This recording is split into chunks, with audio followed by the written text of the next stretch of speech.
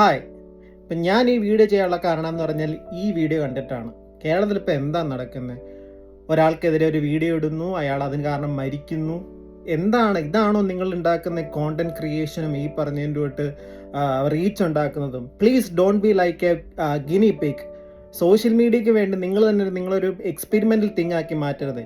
നിങ്ങൾക്ക് റീച്ച് കിട്ടും, നല്ല കാര്യങ്ങൾക്ക് ചെയ്യൂ, നല്ല കാര്യങ്ങൾ ചെയ്യാൻ പ്രേരിപ്പിക്കൂ. അല്ലെങ്കിൽ അതിലൂടെ നിങ്ങൾക്ക് ഇന്നല്ലെങ്കിൽ നാളെ, കഴിഞ്ഞ ദിവസം നിവിൻ പോളി പറഞ്ഞില്ലേ, അതൊരു ടൈം വരും, അന്ന് വരെ നിങ്ങൾക്ക് വെയിറ്റ് ചെയ്തുകൂടെ? ആൻഡ് സോഷ്യൽ മീഡിയ എന്ന് പറയുന്നത് we are working as an employee. കാരണം നമ്മളും ഒരു കമ്പനിക്ക് വേണ്ടി പണിയെടുക്കുകയാണ്. നമുക്ക് നാളെ അതിന് മോണിറ്റൈസേഷൻ കിട്ടുമായിരിക്കാം, യെസ് കിട്ടണം.